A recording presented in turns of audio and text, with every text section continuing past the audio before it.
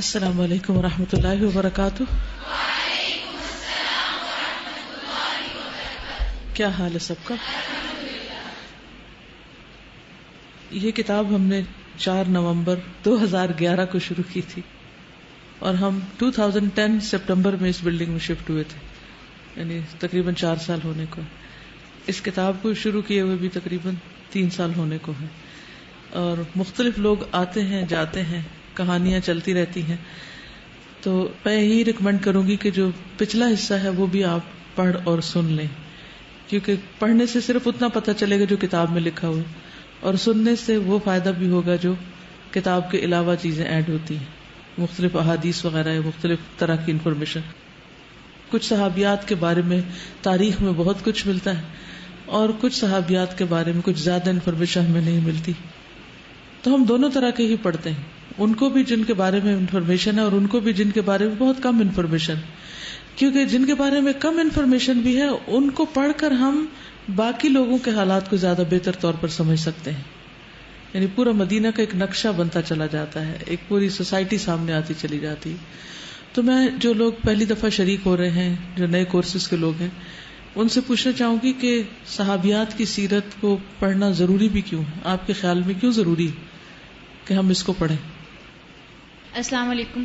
Being girls ہم لوگ کے لیے بہت امپورٹنٹ ہے کہ ہم لوگ اپنی لائف سٹائل کو بالکل ویسے ہی کر لیں جیسے کہ ان کا تھا، کیونکہ ہم لوگ موسٹلی اپنی مدرس کو یا اپنی آنٹیز کو امیٹیٹ کرتے ہیں، اور ٹیچرس کو بھی. لائک جیسے بچپن میں اسکول اسٹارٹ کریں تو ہم لوگ ٹیچرس کو گھر پہ کاپی کرتے ہیں کہ جی ہماری ٹیچر نے، یعنی کہ ہماری مس نے ہمیں اس طرح سے کروایا تھا. تو اگر ہم انہیں کاپی کرنے کے بجائے ہم اچھی ایکچوئل چیز کاپی کریں گے تو ہماری لائف اسٹائل وہ زیادہ بیٹر ہے انشاءاللہ. گڈ. یہ کہ بعض دفعہ جب صحابہ کرام کی ہمارے سامنے مثالیں پیش کی جاتی ہیں تو لوگ یہ کہتے ہیں نہیں وہ مرد تھے، وہ صحابہ تھے، ان کا مقام کیا تھا. ہم جیسی عورتیں، ہم جیسی ہی لڑکیاں ہمارے لیے ایک طرح سے نمونہ ہے کہ وہ بھی تو تھیں جو ایسا کیا کرتی تھی، تو ہم کیوں نہیں کر سکتے؟ شاباش، گڈ پوائنٹ. جب ہم مرد صحابہ کی مثالیں دیتے ہیں تو عام طور پر ہم ایکسکیوز ڈھونڈ لیتے ہیں اپنے لیے کہ وہ تو مرد تھے اور وہ تو یہ سب کچھ کر سکتے تھے، ان کے پاس تو آزادی تھی، وہ تو اپنے فیصلوں کے خود مختار تھے، یعنی اپنے فیصلے خود کر سکتے تھے، تو ہم کیا کریں؟ ہمارے لیے تو بہت مشکل ہے. تو اس لیے بھی صحابیات کی سیرت پڑھنا بہت ضروری ہے. جی استاذہ، جو موٹیویشن ہمیں صحابیات کی سیرت پڑھ کے ملتی ہے، فار ایگزامپل جب پردے کے کس طرح انہوں نے ساری رات دیے کی روشنی میں وہ سیا، تو اس سے جو موٹیویشن ملتی ہے کہ کیسے امپلیمنٹ کرنا ہے. قرآن تو پڑھ لیتے ہیں لیکن احکام امپلیمنٹ کیسے کرنے ہیں وہ ان کی سیرت پڑھ کے پتہ چلتا ہے. جی، وہ السابقون تھے، وہ اسلام میں سبقت لے جانے والے تھے اور ہمارے لیے رول ماڈل تھے. سب سے پہلے قرآن انہوں نے سنا، سب سے پہلے ان کے سامنے احکامات آئے، تو ان کا طرز عمل کیا تھا کہ انہوں نے فوراً اس کو عمل کے لیے لیا. تو ان کا عمل ہمارے لیے بھی ایک نمونہ بن جاتا ہے. استاد، اس کے علاوہ چھوٹی چھوٹی چیزیں ہوتی ہیں جو کہ ہمیں قرآن اور سنت میں نہیں پتہ لگتی، لیکن چھوٹی چھوٹی پیاری پیاری باتیں جو لڑکیوں کی، رنگ کیسے پسند ہے، کپڑے کیسے پسند ہے، چھوٹے چھوٹے جو گھر کے کام، یہ سب باتیں ہمیں ان کی جو اس سے پتہ لگتی ہیں. یہ چیزیں ہمیں قرآن یا سنت میں نہیں ملیں گی. یعنی کہ قرآن اور سنت جو ہے وہ اصول دیتے ہیں، تو ان کی جو ڈیٹیلز ہیں اور ان کی جو عملی صورت ہے، کیا کرنا چاہیے کیا نہیں کرنا چاہیے. کیونکہ بعض اوقات ہم قرآن مجید میں ایک چیز پڑھ کر اس کو اپنی مرضی سے انٹرپریٹ کرنے لگتے ہیں اور اپنی مرضی کا ورژن لے کے اس پہ چلنے لگتے ہیں. لیکن جب صحابہ یا صحابیات کی زندگی پڑھتے ہیں تو پتہ چلتا ہے کہ انہوں نے اس کو کس طرح اپنی لائف میں لیا، اور ہمارے لیے پھر عام روزمرہ زندگی میں. اسی طرح بخاری کو پڑھ کے حدیث کے کورسز میں بھی عموماً فیڈ بیک یہی ہوتی ہے کہ قرآن پڑھ کر ہمیں احکامات پتہ چلے، لیکن حدیث پڑھ کر ہمیں یہ پتہ چلا کہ ان احکامات پر عمل کیسے کرتے ہیں، اس کی عملی شکل کیا تھی. استاذہ، کیونکہ ہمیں یہ پتہ چلتا ہے کہ اللہ تعالیٰ ان سے راضی ہیں، تو اگر ہم چاہتے ہیں کہ اللہ ہم سے راضی ہو تو ان کو فالو کرنا ہمارے لیے بہت ضروری ہے. بالکل، کیونکہ اللہ سبحانہ وتعالیٰ نے ان کے بارے میں فرما دیا کہ رضی اللہ عنہم ورضوا عنہ، اللہ ان سے راضی ہو گیا، وہ اللہ سے راضی ہو گئے. تو ایک طرف جہاں یہ پتہ چلتا ہے کہ اللہ ان سے راضی ہے، وہاں دوسری طرف یہ بھی پتہ چلتا ہے کہ وہ بھی اللہ سے راضی ہے. کیا ہم بھی اللہ سے راضی ہیں؟ کیونکہ عموماً ہمیں بہت سے شکوے شکایات ہوتی ہیں، ہم اپنی زندگی پہ، اپنے حالات پہ، اللہ کے فیصلوں پہ، تقدیر پہ، مسلمان ہونے پہ، لڑکی ہونے پہ، بعض اوقات جو رول ہمیں کوئی ملا ہے اس پہ، یا ہماری قسمت میں جو چیزیں ہیں ان پہ راضی نہیں ہوتے.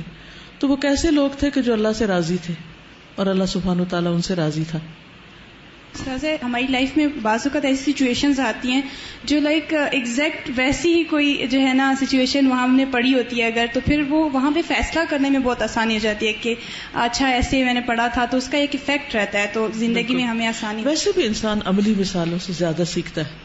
ایکشن کی جو زبان ہوتی ہے وہ کئی گنا بھاری ہوتی ہے بنسبت صرف بولی ہوئی کے. السلام علیکم.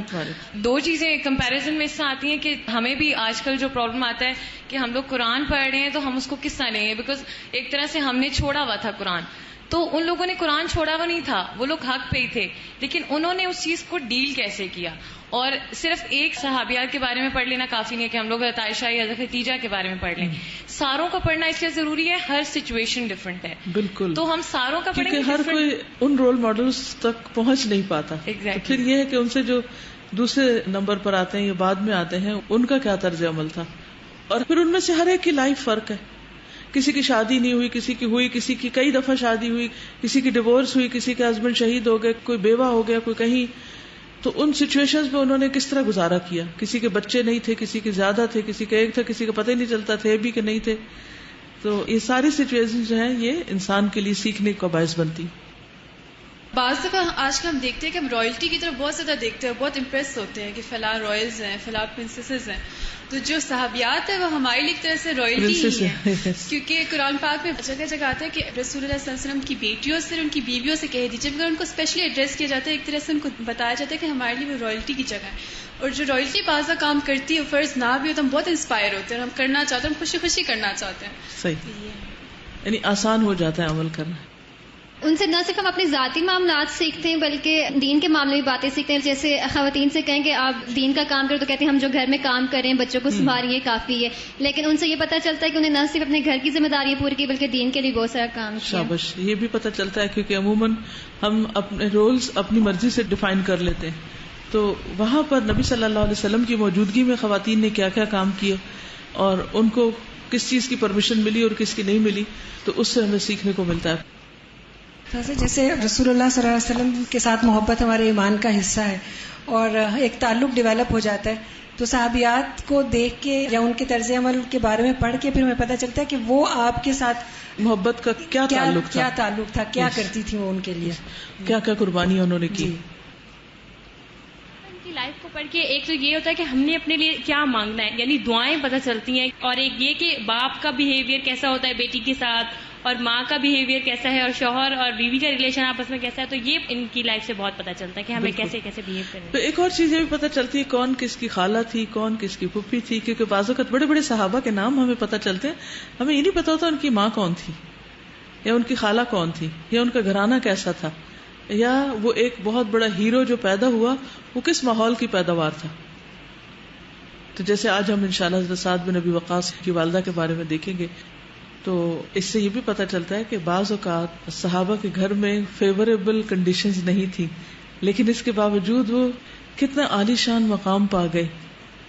ہم ہر وقت حالات کا رونا روتے رہتے ہیں. تو اس اعتبار سے ایک تو یہ ہے کہ وہ دوسروں کے لیے نمونے تھے، اور دوسرا یہ کہ جن کے سامنے گھر میں نمونے نہیں تھے وہ اپنے اون پر کیسے آگے بڑھے، جنہیں گھر سے کوئی سپورٹ نہیں تھی. تو ایسے لوگ جو دین کی طرف آ جاتے ہیں لیکن گھر سے کوئی سپورٹ نہیں ہوتی، ماں ناراض ہو جاتی، باپ ناراض ہو جاتا ہے، گھر والے ڈسون کر دیتے ہیں، کک آؤٹ کر دیتے ہیں، پھر اس صورت میں کیا کرنا چاہیے؟ کیا دین چھوڑ دینا چاہیے؟ کیا یہ سوچنا چاہیے کوئی بھی تو تعاون نہیں کرتا اس لیے میرے لیے تو بہت سالڈ ریزن ہے کہ میں پھر جو مرضی کروں، پھر لوگوں کی مرضی پہ اپنی زندگی کی بنیاد رکھ دوں؟ تو چلیے دیکھتے ہیں انشاءاللہ، شروع کریں. نحمده ونصلي على رسوله الكريم اما بعد فاعوذ بالله من الشيطان الرجيم بسم الله الرحمن الرحيم رب اشرح لي صدري ويسر لي امري واحلل عقدة من لساني يفقهوا قولي. پیج 356 سیدہ حمنہ بنت سفیان رضی اللہ عنہا. ان کا نام حمنہ ہے، والد کا نام سفیان بن امیہ. ابو سفیان بن حرب ان کے چچا کے بیٹے تھے. سفیان بن امیہ مختلف ہیں کس سے؟ ابو سفیان سے. جو تاریخ کی مشہور شخصیت ابو سفیان ہے وہ ابو سفیان ہے، سفیان نہیں ہے. یعنی یہ غلط فہمی آپ دور کر لیجئے، ان کے والد ابو سفیان نہیں ہیں، یعنی یہ ہند کی بیٹی نہیں ہے، یہ حضرت معاویہ کی بہن نہیں ہے، بلکہ ابو سفیان ان کے چچا کے بیٹے تھے. کن کے چچا کے بیٹے تھے؟ حضرت حمنہ کے. زمانے جاہلیت میں حمنہ کی شادی احیب بن مالک کے ساتھ ہوئی. احیب ایک نیا نام آپ کو پتہ چل گیا، جو ابو وقاص کی کنیت سے مشہور اور معروف تھا. کس سے شادی ہوئی؟ ابو وقاص سے.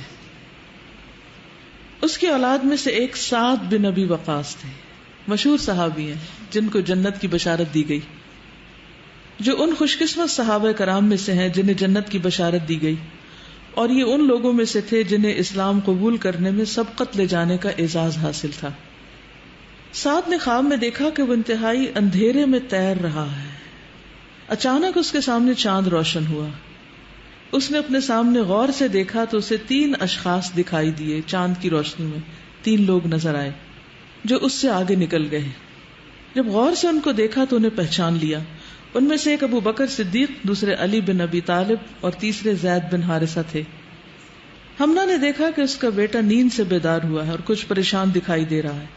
اس نے بیٹے سے پوچھا خیر تو ہے؟ اس نے کہا کچھ نہیں. حمنہ نے بیٹے سے پوچھا کیا تم نے روزانہ کے معمول کے مطابق معبودوں کا نذرانہ پیش کر دیا ہے؟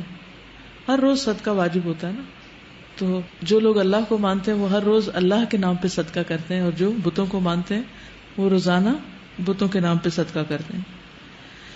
اس نے بڑے بوجھل انداز اور بجھے بجھے الفاظ کے ساتھ کہا نہیں. سعد گھبرا گیا. وہ غور و فکر کرنے لگا کہ آخر اس کے خواب کی تعبیر کیا ہو سکتی. یہ 3 لوگ مجھ سے سبقت کیوں لے گئے، یعنی آگے کیوں نکل گئے. سعد بن ابی وقاص اپنے کام پر چلے گئے. وہ تیر بنایا کرتے تھے. تھوڑی دیر کے بعد قریش کے 3 نوجوان جو شکار کے شوقین تھے اس کے پاس آئے. انہیں تیروں کی ضرورت تھی. سعد بن ابی وقاص نے ان کی ضرورت کو پورا کر دیا، لیکن گزشتہ رات جو خواب دیکھا تھا وہ ابھی تک اس پر غور و فکر کر رہا تھا. قریش کے نوجوان جب چلے گئے تو اس کے پاس سیدنا ابو بکر صدیق تشریف لائے. انہوں نے سعد بن ابی وقاص کو یہ موقع ہی نہ دیا کہ وہ اپنا خواب بتا کر سیدنا ابو بکر سے اس کی تعبیر پوچھیں. حضرت ابو بکر نے جلدی سے کہا اے سعد میری بات غور سے سنو، میں آپ کے پاس ایک انوکھا پیغام لے کر آیا ہوں. تو سبقت کون لے گئے؟ کبھی آپ نے سوچا کہ حضرت ابو بکر صدیق رضی اللہ تعالی عنہ نمبر 1 کیوں ہے ہر جگہ پر؟ اسلام میں بھی نمبر 1 ہے، ہجرت میں بھی آپ کے ساتھ ہیں، پھر باقی مواقع پر بھی. جب جنگ تبوک ہوئی اس وقت سب سے پہلے وہ اپنے سارا مال و متاع لے کے حاضر ہوئے.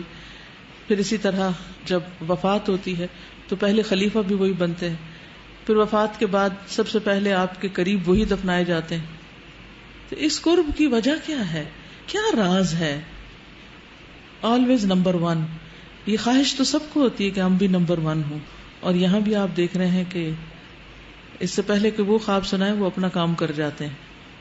پتہ ہے کہ سب سے سچے اور سچائی کی تصدیق کرنے والے، یعنی فوراً سچا ہونا، اپنے آپ سے سچا ہونے کا مطلب یہی ہے کہ پھر جو ہم کہہ رہے ہیں یا سوچ رہے ہیں جی اسے کر کے دکھائیں. جی تصدیق یہی ہے نا کہ جس چیز کو ہم سچائی سمجھتے ہیں پھر وہ ہمارے عمل میں بھی نظر آئے، ہماری زندگی کا حصہ بھی ہو. اور دوسری چیز جس سے کم ہی لوگ بچتے ہیں وہ ہے سستی، لیزینس. اچھا کر لیں گے نا، کر لیں گے، ہو جائے گا، اچھا بعد میں صحیح، پھر صحیح، اچھا ابھی ذرا ٹھہر جاؤ، اتنی بھی جلدی کیا. اس سے کیسے بچا جائے؟ یہ کس قدر تکلیف دہ چیز ہے. ایسا نہیں ہوتا ہم کوئی کام کر نہیں سکتے ہوتے، لیکن ڈیلیز کرتے رہتے ہیں. چھوٹی چھوٹی چیزوں میں ہم پڑے رہتے ہیں، ٹریویلز میں، معمولی چیزوں میں، اور پھر جو اصل مقصد ہوتا ہے وہ دھندلا جاتا ہے، وہ پیچھے چلا جاتا ہے، بھول جاتا ہے، رہ ہی جاتا ہے. یعنی رسول اللہ صلی اللہ علیہ وسلم کا یہ کہنا کہ میں نے جس کے سامنے بھی حق پیش کیا اس نے کچھ نہ کچھ پسو پیش کی سوائے ابو بکر صدیق رضی اللہ عنہ کے. تو مجھے یہی لگتا ہے کہ وہ فوراً یعنی کام کرنا، چانس کو انہوں نے مس نہیں کیا. کلیئرٹی آف مائنڈ، یعنی حق اتنا صاف سچا اور کلیئر نظر آتا تھا کہ کوئی ڈاؤٹ تھا ہی نہیں. معراج کے موقع پر بھی آپ دیکھیں، صلح حدیبیہ کے موقع پر بھی، یعنی کوئی موقع ہے ایسا کہ جہاں وہ نمبر 2 ہو؟ ہر جگہ نمبر 1. یہ جیسے ہم لوگ اپنے نفس کو بھی نہیں دے رہے ہوتے، اس سے بھی آگے بھاگنا چاہ رہے ہوتے ہیں کہ یہ موقع نہیں دینا ہم نے اپنے نفس کو کہ جو ہے نا شیطان اس پہ غالب آ جائے. بس سنے اور ریئیکٹ کر دینا ہے کہ نفس کو بھی پتہ نہیں چلا کہ وہ آپ کو بہکائے. السلام علیکم. یہ سوال جو ہے سستی سے کیسے بچیں؟ تقویٰ جب ہمارے دل میں ہوگا تو سستی خود بہت دور ہوگی انشاءاللہ. اللہ کرے. وہ شروع سے نبی کریم صلی اللہ علیہ وسلم کے ساتھ رہے تھے. جب انہوں نے نبوت کا بتایا تو انہیں پتا تھا کہ وہ سچ بول رہے ہیں نبی کریم صلی اللہ علیہ وسلم. اس کے بعد انہوں نے ان کی ہر بات کو مانا تو وہ ان کے اندر یہ چیز تھی کہ جو وہ کر رہے ہیں اس کا اجر بھی ان کو ملے گا. ہم لوگ اسی کانفلکٹ میں ہوتے ہیں کہ پتہ نہیں اس کا ہمیں ثواب ملے گا بھی یا نہیں, یہ چھوٹی سی نیکی ہے, تو وہ اس چیز میں نہیں تھے کہ اس کا اجر کتنا ہوگا. ون گڈ ریزن کہ وہ بچپن سے نبی صلی اللہ علیہ وسلم کے دوست تھے اور سچے انسان کا ساتھ ہے, کیونکہ آپ کی صداقت کی گواہی تو دشمنوں نے بھی دی اور اللہ سبحانہ تعالیٰ نے بھی دی نبی صلی اللہ علیہ وسلم کی صداقت کی.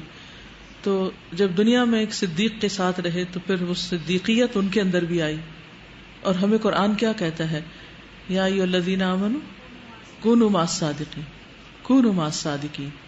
تو دوستی میں یہ معیار ہمیشہ رکھیں, جھوٹے شخص کو دوست نہ بنائیں, جھوٹے شخص کے پاس نہ پٹکیں. یعنی یہ آپ نے ایک کرائیٹیریا رکھنا ہے لوگوں کے قریب ہونے کا. جس شخص سے جھوٹ کی بو آتی ہو اس سے کنارہ کشی کریں, کیونکہ وہ آپ کو بھی دھوکہ دے گا, وہ اپنے آپ کو بھی دھوکہ دیتا ہے. جو کسی اور کے ساتھ جھوٹ بول رہا ہے اور آ کے مزے سے آپ کو داستان سنا رہا ہے اپنے جھوٹ کی, وہ آپ کے ساتھ بھی ہو سکتا ہے اب بھی جھوٹ ہی بول رہا ہو, کیونکہ اس کے اندر خدا کا خوف نہیں. اور بعض اوقات یہ ہوتا ہے کہ ہم نیکی کا کام کرنے کے لیے جھوٹ بول رہے ہوتے ہیں, وچ از ویری رانگ, اور ہم اس کو بڑا اسمارٹنیس سمجھتے ہیں کہ کس طرح ہم دھوکہ دینا جانتے ہیں. تو سچ بولے آرام کے ساتھ, سکون کے ساتھ, تاکہ دوسرا بھی اس کو ہضم کر سکے.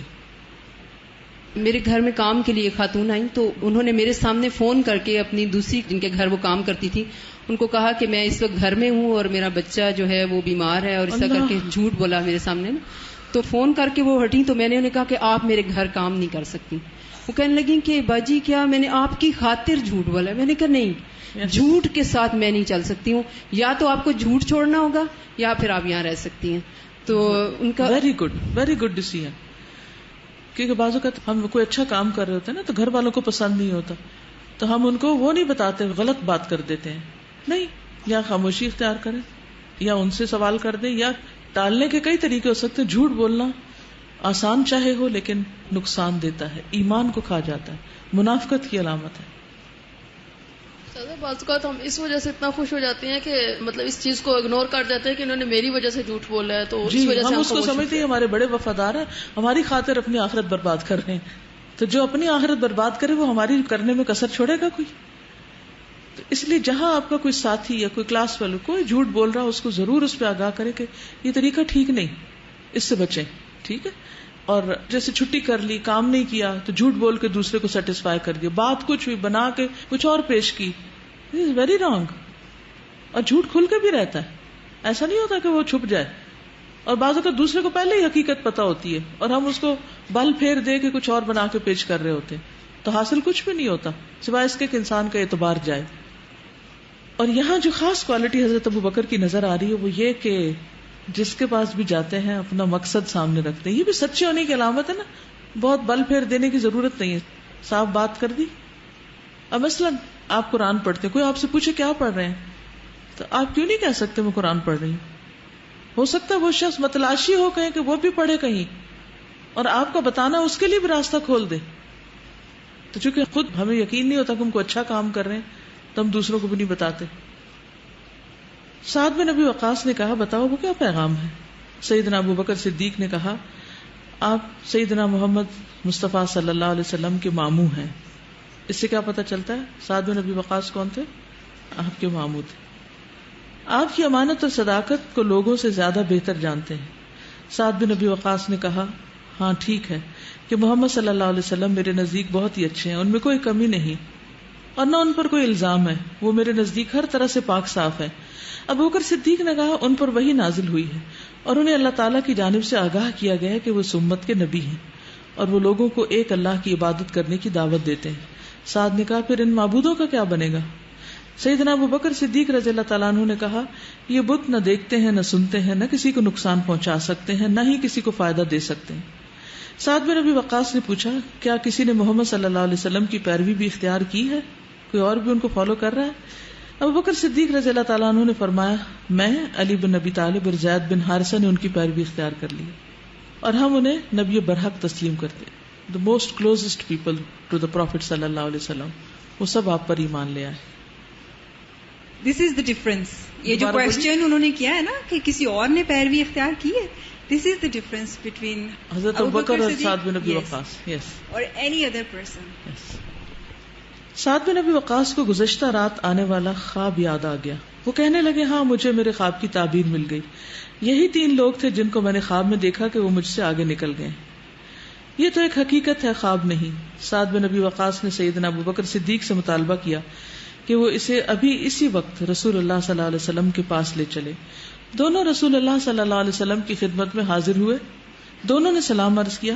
پھر سعد بن ابی وقاص نے کلمہ شہادت کہہ کر دار اسلام میں داخل ہونے کی سعادت حاصل کر لی. اس سے ان کے دل میں راحت اور سکون کی لہر دوڑ گئی. اس سے پہلے کبھی زندگی میں انہیں اس طرح کا سکھ چین محسوس نہیں ہوا. اور اس طرح سعد بن ابی وقاص شار اسلام پر گامزن ہوئے. سعد بن ابی وقاص اپنی والدہ کے بہت فرما بردار تھے. اپنی والدہ کو اپنے ہاتھ سے کھانا کھلایا کرتے تھے, یعنی اتنے لاڈ کرتے تھے ان کے, اتنا چاہنے والے. عام طور پر مائیں بچوں کو کھلاتی ہیں, وہ ماں کو کھلاتے تھے. آپ میں سے کون کون کھلاتا ہے؟ کبھی کبھی ہیں. وہ اپنی والدہ کے ساتھ اس قدر محبت سے پیش آیا کرتے تھے کہ وہ نہیں چاہتے تھے کہ ان کی والدہ ناراض ہوں. ان کو معمولی سی تکلیف کا پہنچنا بھی گوارا نہیں تھا, یعنی ان کی طرف سے. ادھر سعد بن ابی وقاص رسول اللہ صلی اللہ علیہ وسلم کا قرب حاصل کرنے اور آپ کے سرچشمے سے سیراب ہونے کے لیے ان کی مجلس میں باقاعدگی کے ساتھ حاضر ہونے لگے. یعنی اب نبی صلی اللہ علیہ وسلم سے ملاقاتیں ہونے لگی. ان کی دلی خواہش تھی کہ رسول اللہ صلی اللہ علیہ وسلم کا شیریں کلام سننے کی سعادت حاصل کریں اور آپ کی پاک صاف حکمت و دانش سے بھری تعلیمات سے خوشہ چینی کریں. ایک دن سعد بن ابی وقاص اللہ سبحانہ وتعالیٰ کی عبادت کرنے کے لیے ہاتھ باندھ کر کھڑے ہو گئے, نماز پڑھنے لگے اور اللہ تعالیٰ سے دعائیں کرنے لگے. وہ نماز پڑھنے میں مشغول تھے کہ ان کی والدہ ہمنا کمرے میں داخل ہوئی. وہ پوچھنے لگی, یہ میرا بیٹا کھڑا اپنے ہونٹ ہلا رہا ہے, یہ اپنے رکوع اور سجود میں کیا کہہ رہا ہے, یہ کس کو سجدہ کر رہا ہے, اس کے سامنے کوئی بت تو رکھا ہوا نہیں. پھر اس کی عادت بن گئی, جب بھی کمرے میں داخل ہوتی اس کی دلی خواہش ہوتی کہ میرا بیٹا مجھ سے باتیں کرے, لیکن وہ خاموشی اختیار کیے رہتے. پھر وہ فکر مند ہو جاتی. یعنی اب مزاج بدل گیا ان کا. پہلے ماں ان کے ساری محبتوں کا اور ساری وفاداریوں کا مرکز تھی, اب وفاداری کا مرکز بدل گیا.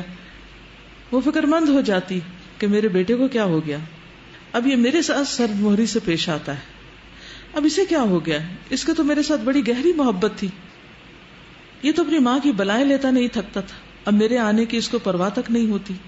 وہ اس کے قریب ہوتی, اس کے ساتھ باتیں کرتی, لیکن اس کی طرف سے کوئی جواب نہ ملتا.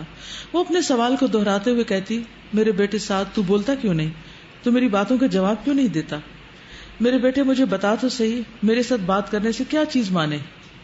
جب ہم بہت زیادہ غضبناک ہوتی تو ساتھ دائیں بائیں جھانکتے ہوئے, یعنی سلام پھیرتے ہوئے اپنی نماز سے فارغ ہوتے تو کہتے, اماں جان ناراض نہ ہوں, میں نماز پڑھ رہا تھا, میرے لیے نماز توڑنا مناسب نہ تھا. اور یہ سب کے لیے ایک عجیب ایکسپیرینس ہے نا, اور یہ بھی حیرت کی بات ہے کہ جب کوئی شخص مسلمان ہوتا ہے اسے پہلا کام یہ کرنا پڑتا ہے کہ نماز پڑھے, اور نماز میں خاموشی اختیار کرے اور باتیں چھوڑ دے. دنیا کا کوئی اور کام ایسا ہے نہیں سوائے سونے کے, سونے میں بھی کبھی کبھی لوگ بول پڑتے ہیں, سوائے نماز کے کوئی کام ایسا نہیں کہ جس میں انسان بولنا چھوڑ دے. یعنی جب تک آپ کسی سے بولتے ہیں اس کے ساتھ آپ کی کمیونیکیشن ہوتی ہے, ایک تعلق کا اظہار ہوتا ہے, اور جب بول چال بند ہوتی ہے تو اجنبی ہو جاتے ہیں لوگ. تو یہاں پر آپ دیکھیے کہ کس طرح وہ جو بول نہیں رہے اور کہیں اور ہے کسی دنیا میں, تو یہ چھوٹا سا شوق نہیں ہوگا, یہ چھوٹی سی تبدیلی نہیں ہے. تو نماز جب ایمان کی پہچان ہے, مومن کی پہچان ہے, یہیں سے پتہ چل جاتا ہے کہ اس کا اب قبلہ کدھر ہو گیا, اس کی محبت کا مرکز کہاں ہو گیا, وہ کس رخ پھر گیا, اب اس کی دلچسپی کیا ہے. اور وہ اس رب کی خاطر بولنا چھوڑ سکتا ہے, کھانا چھوڑ سکتا ہے, سونا چھوڑ سکتا ہے, اور ایک ایک ایکشن اس کی اطاعت میں کرے گا. باقی زندگی میں تو ہم اللہ کی اطاعت کرتے ہیں یا نہیں کرتے, لیکن نماز میں کیا کرتے ہیں, ہر کام اللہ کی مرضی کے مطابق کر رہے ہوتے ہیں. اللہ تعالیٰ کہتے ہیں کھڑے ہو جاؤ تو کھڑے ہو جاتے ہیں, جھک جاؤ تو جھک جاتے ہیں, نیچے ہو جاؤ نیچے ہو جاتے ہیں, سلام پھیرو سلام پھیر دے, سب کچھ اللہ کی مرضی کے مطابق ہو رہا ہوتا ہے. تو یہ ایک بہت بڑا انقلاب ہے, بہت بڑا چینج ہے, بہت بڑی بات ہے, معمولی بات ہے. ہم تو چونکہ بچپن سے نمازیں دیکھ رہے ہوتے ہیں, گھروں میں پڑھ رہے ہوتے ہیں, لیکن یہاں پر آپ دیکھیے کہ خصوصاً جو لوگ بھی نئے سرے سے مسلمان ہوتے ہیں ان کو سب سے پہلے اپنے گھر میں جو چیز ڈسکلوز کر دیتی ہے کہ وہ مسلمان ہے وہ نماز ہی ہے. کراچی میں جب میں تھی تو وہاں پر ایک آغا خانی مسلمان ہوئی اور انہوں نے نماز شروع کی اور وہ اپنے واش روم میں نماز پڑھتی تھی جا کے دروازہ لاک کر کے, کیونکہ ان کو گھر کے اندر نماز پڑھنے کی اجازت نہیں تھی اور کوئی بھی ایکسپٹ نہیں کر رہا تھا, کہیں بھی پڑھنا ممکن نہیں تھا. اور روزہ بھی رکھتی تھی تو اپنا لنچ ساتھ لے کے جاتی تھی تاکہ گھر والوں کو پتہ نہ چلے کہ وہ روزہ رکھ رہی ہیں کہ نہیں. تو لوگ بڑی بڑی قربانیاں کر کے اسلام کی طرف آتے ہیں. ہمیں سب کچھ مفت میں مل گیا بغیر کسی کوشش کے, اور اتنی سپورٹ اور اتنی موٹیویشن اور اتنا پش ملا ہے کہ نماز پڑھو. لیکن جن لوگوں کو اپنے اون پہ پڑھنی پڑتی ہے وہی سچے اپنے رب کے وفادار ہوتے ہیں. پھر تو آپ میں سے بھی سب یعنی قرآن پڑھ رہے ہیں, اس کا کتنا اثر ہو رہا ہے وہ آپ اپنی نمازوں میں دیکھ سکتے ہیں کہ وہ کیسی ہیں, آپ کون ہیں, کتنے مومن ہیں, کتنے سچے ہیں, کتنے اچھے ہیں. نمازیں دیکھ لیجیے اپنی, جو آپ کا آئینہ ہے. جب میری بیٹیوں نے کورس کیا تو اس سے پہلے بھی میں کہتی تھی کہ صبح کے وقت فجر کے بعد لیٹنا نہیں, سونا نہیں, اور کچھ پیرامیٹر تھے کہ جس سے میں چیک کرتی تھی کہ ان کے اندر کوئی تبدیلی آ رہی ہے کہ نہیں آ رہی. تو اس میں سب سے بڑا یہ تھا کہ جس دن صبح سونا چھوڑ دیا اس دن میں سمجھوں گی قرآن دل میں آ گیا. اور میں چپ کر کے دیکھتی تھی, اچھا آج شاید آج, اور الحمدللہ وہ دن آ گیا. کیونکہ نماز ہی پہچان ہے کہ وہ کتنی وقت پر ہے, کتنے خشوع سے ہے, اور خود اٹھ رہے ہیں کہ نہیں اٹھ رہے. کیونکہ جب تک کوئی اٹھا رہا ہے نا تو وہ بھی نماز نہیں. ٹھیک ہے وہ فرض تو ادا ہو جاتا ہے, لیکن رب کی محبت نہیں آئی ابھی دل میں, کیونکہ کوئی آپ کو پش کر رہا ہے اور آپ کو جھنجھوڑ رہا ہے کہ اٹھو. تو آپ سب بھی اپنے لیے کوئی نہ کوئی پیمانہ نماز کے حوالے سے مقرر کر لیجیے کہ آپ کے اندر کتنا چینج آیا ہے. کیا آپ خود اٹھ رہے ہیں یا کوئی اور اٹھا رہا ہے؟ اگر کوئی اور پش کر کے اٹھا رہا ہے تو ابھی ایمان داخل نہیں ہوا دل میں, ابھی قرآن اترا نہیں سینے میں.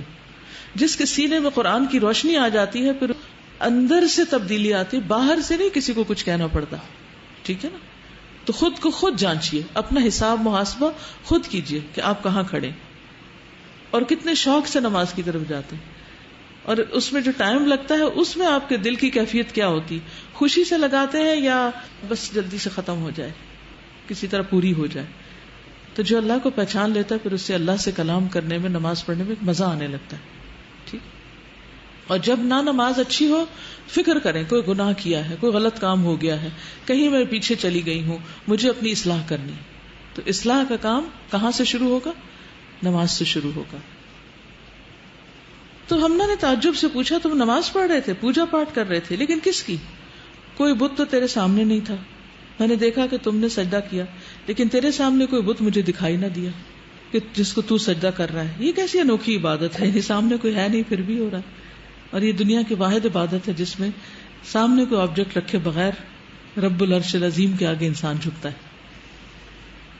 سعد بن ابی وقاص نے بتایا, اما جان میں رب العالمین کی عبادت کر رہا تھا. اس نے پوچھا رب العالمین کون ہے؟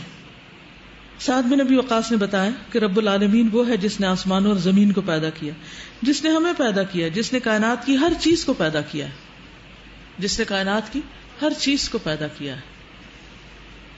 ماں نے تعجب سے پوچھا, سعد بیٹے تو لات اور منات کے علاوہ کسی اور کو سجدہ کرتا ہے؟ سیدنا سعد بن ابی وقاص نے جواب دیا, اما جان غور سے سنیں, یہ بت پتھر کے ہیں, یہ نقصان دیتے ہیں اور نہ نفع. اس نے کہا, سعد میرے لاڈلے بیٹے تجھے کیا ہو گیا؟ کیا تم اپنے آبا و اجداد کے خداؤں کو چھوڑ دو گے؟ کیا تم ان کے خیالات کو خاک میں ملا دو گے؟ کیا تم رشد و ہدایت سے تہی دامن ہو جاؤ گے؟ امی جان آپ کی بات سچی نہیں.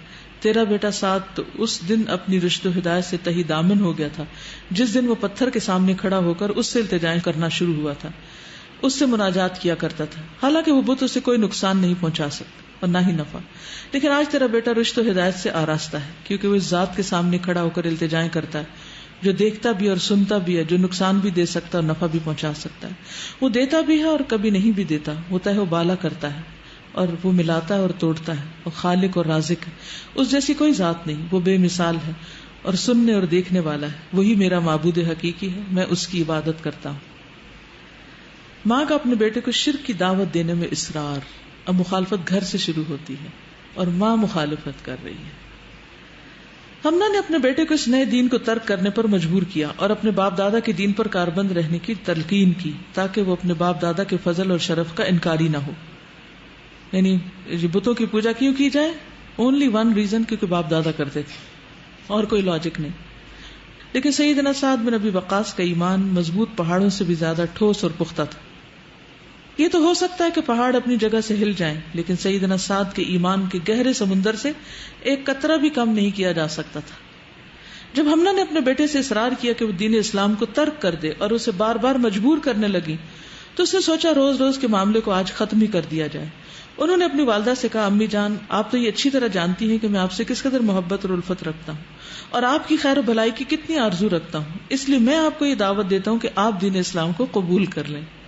اب بیٹا ماں کو دعوت دے رہا ہے، تو اس سے کیا سیکھنے کو ملتا ہے کہ حضرت سعد بن ابی وقاص مخالفت کا سامنا کرنے کے باوجود کیا کرتے ہیں؟ دعوت دیتے اس جگہ جہاں قبولیت کے کوئی آثار نظر نہیں آتے بظاہر.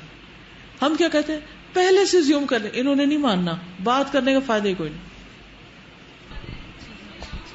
جی اگر والدین کے پاس صحیح دین نہ ہو اور اولاد کے پاس پہلے پہنچ جائے تو اولاد کا فرض بنتا ہے کہ اپنی والدین سے محبت کا ثبوت دے کر ان کو کیا کرے؟ ان کو دعویٰ کرے، ان کو اچھی بات بتائے، اور کبھی یہ نہ سوچیں یہ نہیں مانیں گے، یہ کبھی نہیں سوچیں. جو یہ سوچ کے کرے گا پھر اس کی کوئی نہیں مانے گا، کیونکہ اب بیریئر آپ کے اپنے دماغ میں ہے.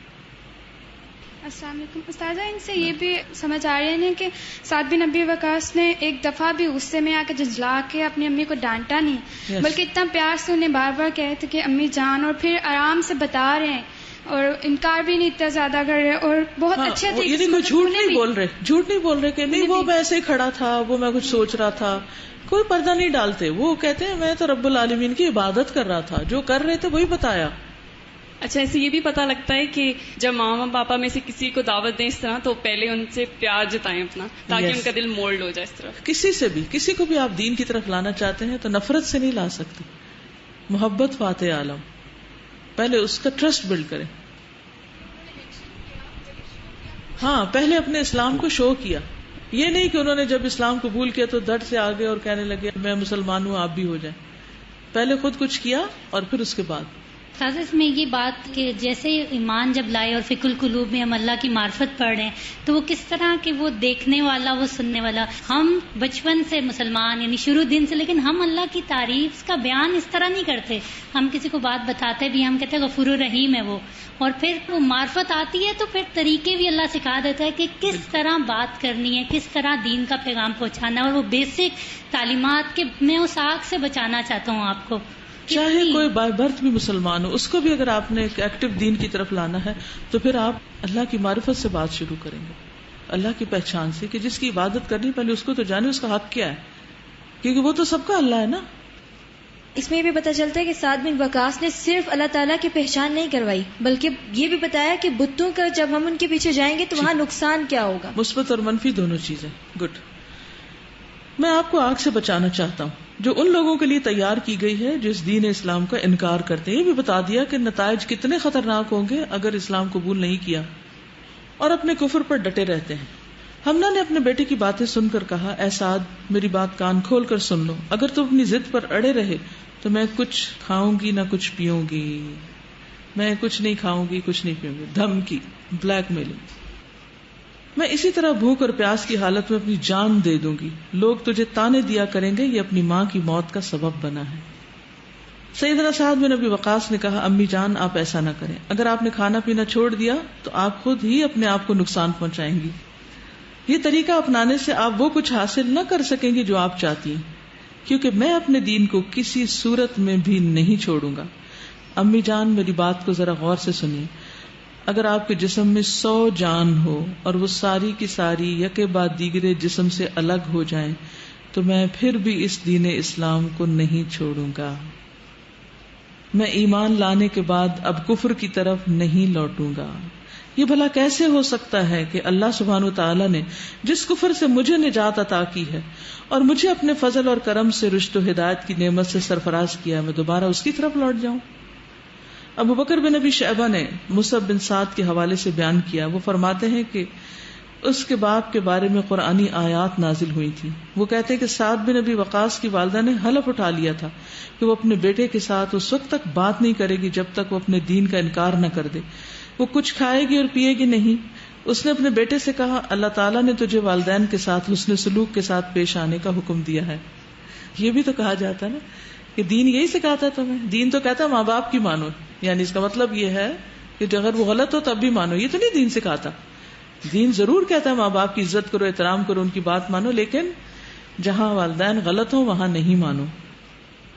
اور میں تیری ماں ہوں, میں تجھے دین اسلام کو ترک کرنے کا حکم دیتی ہوں اور تم ہو کہ میری بات مانتے ہی نہیں. اس نے 3 دن تک نہ کچھ کھایا نہ پیا, جس کی وجہ سے وہ بے ہوش ہو گئی. اس کے ایک بیٹے عمارہ نے اسے پانی پلایا. وہ اپنے بیٹے کو بددعا دے رہی تھی تو اللہ تعالیٰ نے قرآن مجید میں آیات نازل کر دی. پہلا حکم نازل ہوا وَوَصَّيْنَا الْإِنسَانَ بِوَالِدَيْهِ حُسْنًا, ہم نے انسان کو والدین کے ساتھ نیک سلوک کی وصیت کی. دوسرا حکم یہ نازل ہوا وَإِن جَاهَدَاكَ عَلَىٰ أَن تُشْرِكَ بِي مَا لَيْسَ لَكَ بِهِ عِلْمٌ فَلَا تُطِعْهُمَا, اگر وہ دونوں تجھ پر زور ڈالے کہ تو میرے ساتھ شرک کرے تو تم ان کی بات نہیں ماننا. اور تیسرا حکم یہ نازل ہوا وَصَاحِبْهُمَا فِي الدُّنْيَا مَعْرُوفًا, اور دنیا میں معروف طریقے سے ان دونوں سے اچھا سلوک کرو. تو کتنا واضح. ہم صرف ایک لے لیتے ہیں پہلا وَوَصَّيْنَا الْإِنسَانَ بِوَالِدَيْهِ حُسْنًا, دوسرا اور تیسرا بھول جاتے ہیں.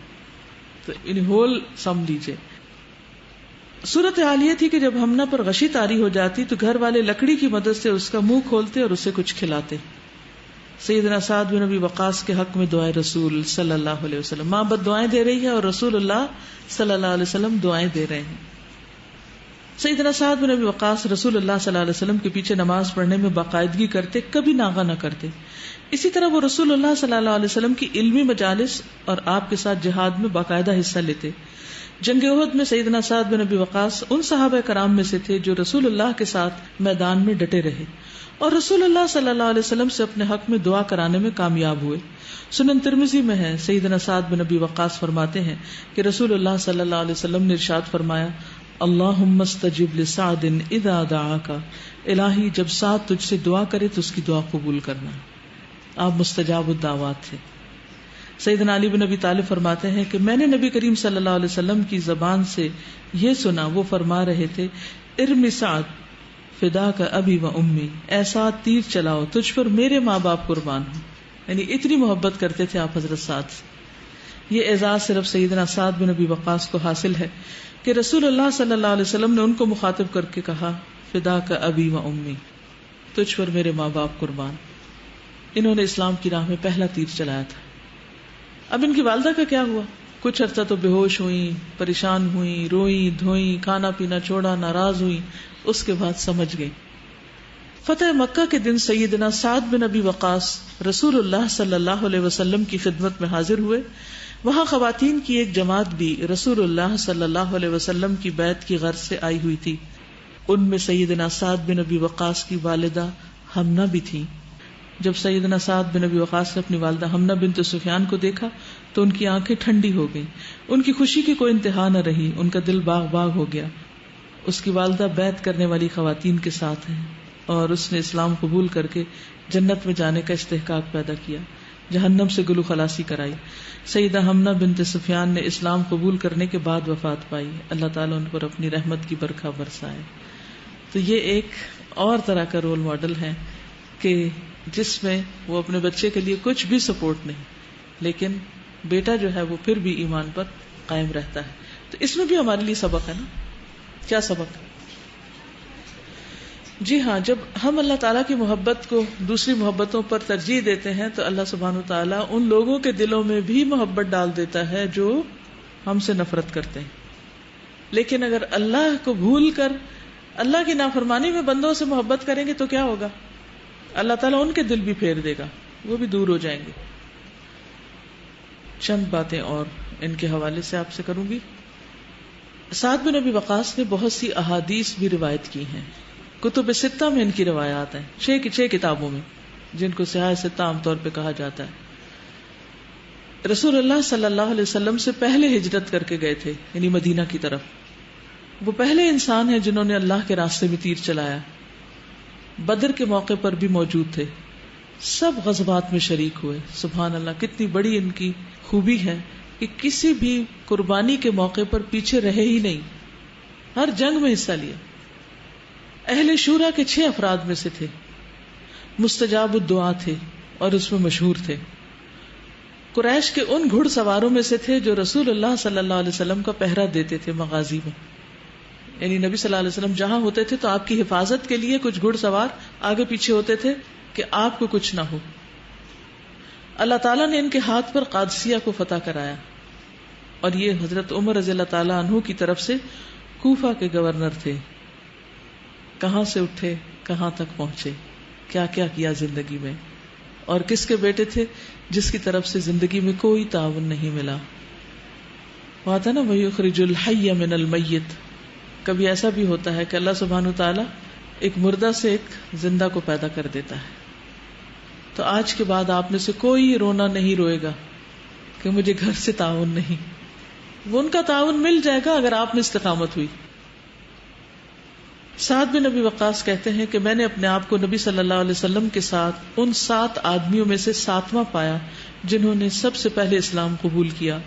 ان دنوں ہمارے پاس کھانا کانٹے دار درخت کی پتیاں ہوتی تھیں, کیکر وغیرہ کے پتے کھاتے تھے. انہوں نے ایسی ایسی قربانیاں کی, یہاں تک کہ ہم لوگ بھی بکری کی مینگنیوں کی طرح مینگنیاں کرنے لگے. کچھ اور اندر نہیں جاتا تھا, پتوں پہ گزارا کر رہے تھے. اور اب یہ زمانہ ہے کہ بنی اسد کے قبیلے کے لوگ مجھے اسلام سکھاتے ہیں, مجھے نصیحتیں کرتے ہیں. یعنی السابقون میں سے تھے. حضرت عائشہ بنت سعد اپنے والد سے روایت کرتی ہیں کہ نبی صلی اللہ علیہ وسلم کے سامنے کھانا پڑا تھا. آپ نے فرمایا, اے اللہ کسی ایسے آدمی کو اس کھانے کی طرف لیا جس سے تو محبت کرتا ہے اور وہ تجھ سے محبت کرتا ہو. اتنے میں سعد بن ابی وقاص آ گئے اور وہ آپ کے ساتھ کھانے میں شریک ہو گئے. نبی صلی اللہ علیہ وسلم نے اپنی زندگی میں ان کو جنت کی بشارت دے دی تھی. وسعد بن ابی وقاص فی الجنہ, مسند احمد کی روایت ہے کہ سعد بن ابی وقاص جنت میں ہیں. ان کے بارے میں قرآن میں 4 آیات نازل ہوئی تھی. وہ خود کہتے ہیں کہ میرے بارے میں کتاب اللہ میں 4 آیات ہیں. میری والدہ نے قسم کھائی تھی کہ جب تک میں محمد صلی اللہ علیہ وسلم کا ساتھ نہ چھوڑوں گا نہ وہ کچھ کھائیں گی نہ پیئیں گی. اس وقت اللہ عز و جل نے یہ آیت نازل فرمائی, وَإِن جَاهَدَاكَ عَلَىٰ أَن تُشْرِكَ بِي مَا لَيْسَ لَكَ بِهِ عِلْمٌ فَلَا تُطِعْهُمَا وَصَاحِبْهُمَا فِي الدُّنْيَا مَعْرُوفًا. وَإِن جَاهَدَاكَ عَلَىٰ أَن تُشْرِكَ بِي مَا لَيْسَ لَكَ بِهِ عِلْمٌ فَلَا تُطِعْهُمَا وَصَاحِبْهُمَا فِي الدُّنْيَا مَعْرُوفًا. اور اگر وہ دونوں تجھ پر زور دیں کہ تو میرے ساتھ اس چیز کو شریک کرے جس کا تجھے کوئی علم نہیں تو ان کا کہنا مت مان, اور دنیا میں اچھے طریقے سے ان کے ساتھ رہے. یعنی اگر والدین آپ کی بات نہیں مانتے, نماز نہیں پڑھتے, دین کی طرف نہیں آتے, تو آپ کو پھر بھی بدتمیزی کا کوئی حق نہیں, پھر بھی ان کے ساتھ حسن سلوک کرنا ہے. یہ قرآن کا حکم ہے. دوسری بار مال غنیمت میں نے ایک تلوار پائی. وہ تلوار مجھے بڑی پسند آئی. میں نے رسول اللہ صلی اللہ علیہ وسلم سے عرض کیا, یہ مجھے بخش دیں.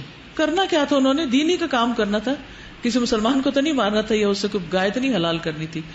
تو انہوں نے اس کو پھر دینی کے راستے میں سے, کیونکہ دھنی تھے تلوار کے. تو رسول اللہ صلی اللہ علیہ وسلم پر یہ آیت نازل ہوئی, یسألونک عن الانفال. لوگ آپ سے مال غنیمت کے بارے میں پوچھتے ہیں کہ کیا اس میں سے ہم کچھ رکھ سکتے ہیں. قل الانفال للہ وللرسول. تیسری بار میں بیمار ہوا تو رسول اللہ صلی اللہ علیہ وسلم میری عیادت کو آئے, حال پوچھنے آئے. میں نے کہا اللہ کے رسول صلی اللہ علیہ وسلم, میں چاہتا ہوں کہ اپنا مال سارا تقسیم کر دوں, کیونکہ ان کی صرف ایک بیٹی تھی. پوچھا کیا میں نصف کی وصیت کر دوں؟ آپ نے فرمایا نہیں. میں نے کہا کیا 1/3 کی؟ تو آپ خاموش ہو گئے. اور اس کے بعد یعنی میری وجہ سے لوگوں کے لیے 1/3 مال کو اللہ کے راستے میں دینا جائز ہو گیا. چوتھی آیت اس طرح نازل ہوئی کہ میں نے انصار کے چند لوگوں کے ساتھ شراب پی. ایک شخص نے اونٹ کے نچلے جبڑے کی ہڈی سے میری ناک پہ مار دیا, تو میں نبی صلی اللہ علیہ وسلم کی خدمت میں حاضر ہوا اور اللہ تعالیٰ نے شراب کی حرمت والی آیت نازل فرما دی. تو اس وقت ابھی حرام نہیں ہوئی تھی شراب, جب کی بات ہے. کتنے خوش قسمت لوگ ہیں نا کہ جن کی وجہ سے احکامات نازل ہوئے, اور اب اس کے بعد جتنے لوگ بھی ان آیات پر عمل کریں گے وہ ان کے لیے صدقہ جاریہ. سعد بن ابی وقاص کہتے ہیں کہ میں نے احد کے دن رسول اللہ صلی اللہ علیہ وسلم کے دائیں اور بائیں 2 آدمیوں کو دیکھا جنہوں نے سفید لباس پہنا ہوا تھا. میں نے ان کو نہ اس سے پہلے کبھی دیکھا تھا نہ بعد میں. وہ جبریل اور میکائیل تھے جو نبی صلی اللہ علیہ وسلم کی مدد کے لیے آئے تھے، کیونکہ فرشتے نازل ہوئے تھے نا جنگ احد میں بھی. ازواج نے ان کا جنازہ پڑھا تھا. حضرت عائشہ فرماتی ہیں کہ جب سعد بن ابی وقاص کا انتقال ہو گیا تو نبی صلی اللہ علیہ وسلم کی بیویوں نے پیغام بھجوایا کہ ان کا جنازہ مسجد میں سے لے کر گزرو تاکہ وہ بھی جنازہ ادا کر لیں. خود تو نہیں جا سکتے نا، عورتیں نہیں جاتی جنازہ پڑھنے، لیکن اگر عورت پہلے سے ہی مسجد میں موجود ہے اور جنازہ آ گیا تو نماز میں شریک ہو سکتی ہیں. لوگوں نے ایسا ہی کیا اور ان کے حجروں کے آگے جنازہ روک دیا جاتا تاکہ اس پر نماز جنازہ ادا کر لیں. پھر ان کو باب الجنائز سے نکالا گیا جو مقاعد کی طرف کھلتا تھا. پھر ان ازواج مطہرات کو یہ خبر پہنچی کہ لوگوں نے اس کو برا جانا ہے کہ انہوں نے کیوں پڑھا، عورتوں نے کیوں جنازہ پڑھا، اور لوگوں نے کہا کہ جنازوں کو مسجد میں نہیں داخل کیا جاتا. یہ بات حضرت عائشہ کو پہنچی تو انہوں نے کہا لوگوں نے اس کام کو معیوب سمجھنے میں کتنی جلدی کی ہے جس کا انہیں علم نہیں. ہم پر جنازہ کے مسجد میں گزارنے کی وجہ سے عیب لگا رہے ہیں، حالانکہ رسول اللہ صلی اللہ علیہ وسلم نے سہل بن بیضاء کا جنازہ مسجد کے اندر ہی پڑھا تھا.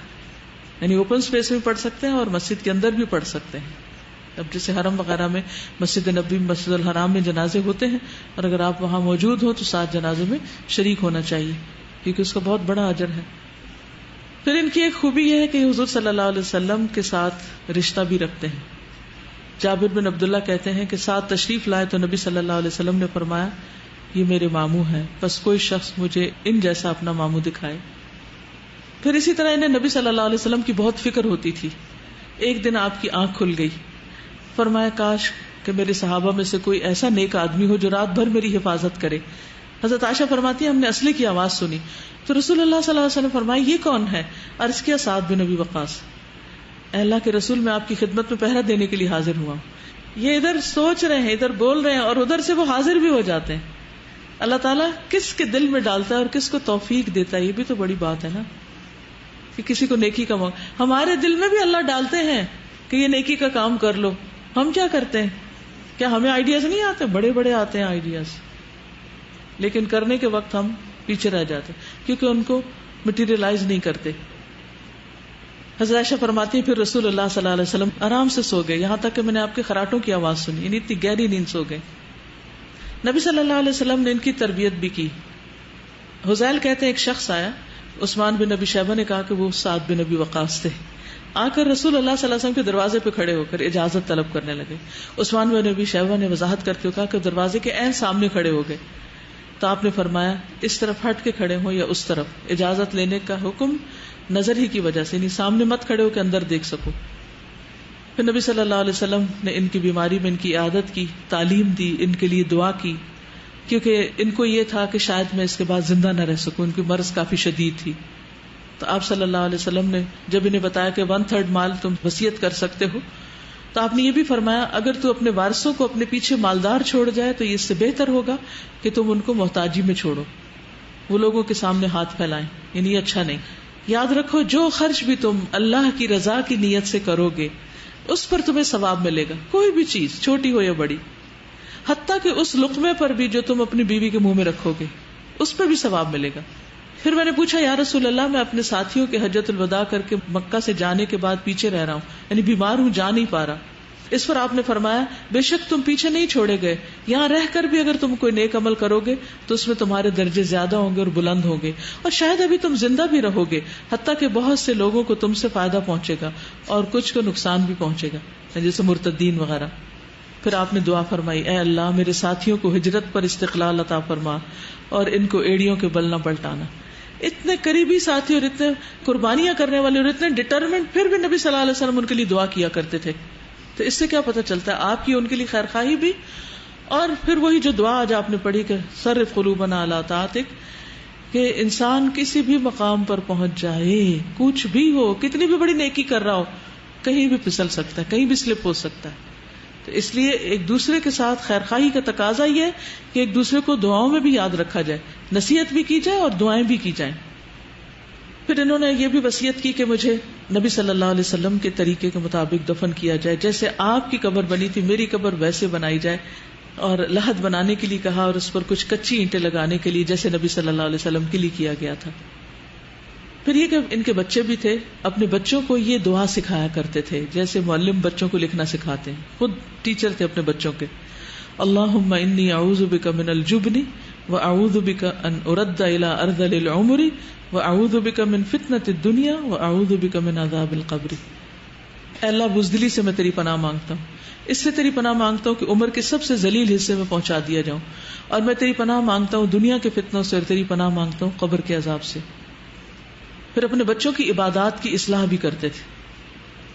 ان کے بیٹے مصعب کہتے ہیں کہ میں نے اپنے والد کے ساتھ کھڑے ہو کے نماز پڑھی، جب رکوع کی تو میں نے اپنی انگلیوں کو ایک دوسرے میں ڈال کر دونوں ہاتھوں کو گھٹنوں کے درمیان رکھ لیا، یعنی یہ کر کے تو گھٹنوں کے بیچ میں رکھ لیا بجائے گھٹنوں کے اوپر رکھنے کے. تو انہوں نے میرے ہاتھوں میں مارا نماز کے اندر ہی. جب انہوں نے نماز پڑھ لی تو فرمایا پہلے ہم اسی طرح کرتے تھے، پھر ہمیں حکم دیا گیا کہ ہم ہاتھوں کو گھٹنوں پر رکھا کریں. پھر یہ ہے کہ ان کی جو روایات ہیں وہ ان کے بیٹوں نے بھی روایت کی، اور پھر ان کے پوتوں نے بھی، پھر ان کے پڑ پوتوں نے بھی، پھر پڑ پوتے کے بچوں نے بھی. یعنی ان کے خاندان کے اندر علمی ورثہ بھی آگے چلا. ان کے بچوں کے اندر حدیث کا شوق پیدا ہوا اور انہوں نے احادیث آگے روایت کی. اور اپنے بچوں سے ایک دفعہ گفتگو کرتے ہوئے کہتی ہیں، ان کی بیٹی عائشہ ہیں اور ایک حضرت عامر ان کے بیٹے ہیں، کہ وہ ہمیں کہتے تھے کہ مجھے مسجد قباء میں نماز ادا کرنا بیت المقدس کی مسجد میں نماز ادا کرنے سے زیادہ پسند ہے. ان کو اپنے بچوں کی عادتوں کا بھی خوب پتہ تھا. اور ایک مرتبہ یہ کہیں گئے ہوئے تھے، واپس آئے تو ان کے بیٹے نے کہا، عامر ان کا نام تھا، کہ آپ نے لوگوں کو چھوڑ دیا ہے، لوگ آپس میں حکومت کی خاطر جھگڑ رہے ہیں. تو حضرت سعد نے ان کے سینے پہ ہاتھ مارا اپنے بیٹے کے اور کہا خاموش ہو جاؤ. میں نے رسول اللہ صلی اللہ علیہ وسلم کو فرماتے ہوئے سنا، اللہ اپنے اس بندے سے محبت کرتا ہے جو متقی ہو، غنی ہو، چھپا ہوا ہو. یعنی مجھے حکومت کی کوئی عہدوں کی کوئی لالچ اور خواہش نہیں. حالانکہ بعد میں انہیں گورنر بنایا بھی گیا تھا، لیکن ان کی اپنی طلب نہیں تھی. تو جو شخص طلب نہ رکھے اور اس کو کوئی ذمہ داری دے دی جائے تو اللہ تعالیٰ اس کی مدد کرتا ہے. پھر ان کی حدیث کی روایت میں پختگی بھی بہت تھی. پھر بعض اوقات دوسروں کو حدیث بتا کر اس میں سے جو مسئلہ اخذ ہوتا ہے وہ بھی سمجھاتے ہیں، حدیثیں یاد بھی رکھتے ہیں اور پھر عمل بھی کرتے ہیں، اور دوسروں سے حدیث کی روشنی میں مسائل بھی پوچھتے ہیں. پھر انہوں نے خولہ بنت حکیم سلمیہ سے بھی حدیث روایت کی ہے، اور وہ حدیث ہے مشہور جس میں آتا ہے کہ جو شخص کسی شہر یا جگہ پہ پہنچ کے 3 دفعہ اعوذ بکلمات اللہ التامات من شر ما خلق پڑھے گا تو اس کو کوئی بھی چیز نقصان نہیں دے گی جب تک وہ اس جگہ سے چلا نہ جائے. پھر ان کی بہت سی روایات ہیں، کچھ نماز سے متعلق، کچھ قرآن کی تلاوت سے متعلق.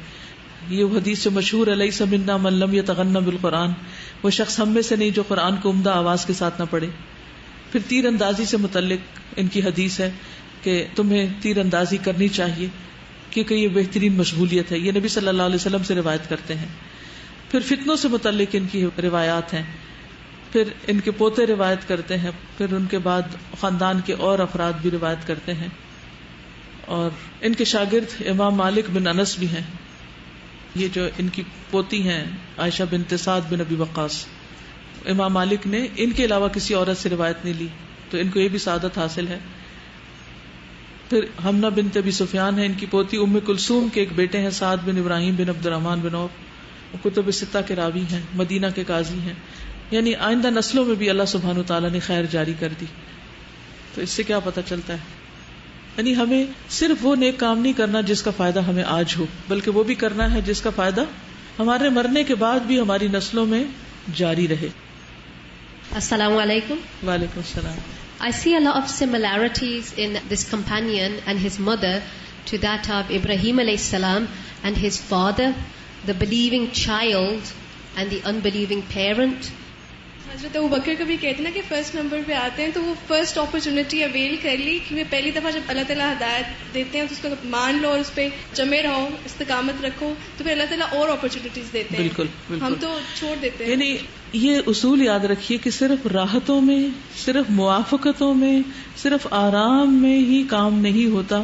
مخالفت انسان سے زیادہ کام کروا لیتی اور بہتر کام کرواتی. یعنی اگر حالات سارے ہماری مرضی کے ہوں تو بعض اوقات کام سلو ہو جاتا ہے، لیکن جب اپوزیشن ملتی ہے تو انسان پختہ ہوتا ہے. یہ تو چلتی ہے تجھے اونچا اڑانے کے لیے، آپ کی سستی دور کرنے کے لیے آتی ہیں مخالفتیں. ٹھیک ہے. چلیے انشاءاللہ کچھ اور چیزیں جو آپ کے مائنڈ میں آ رہی ہے تو اپنے نوٹس میں لکھ کے رکھ لیجیے. اپنے لیے تھنگس ٹو ڈو. عمل سے ہی سارا فائدہ ہے.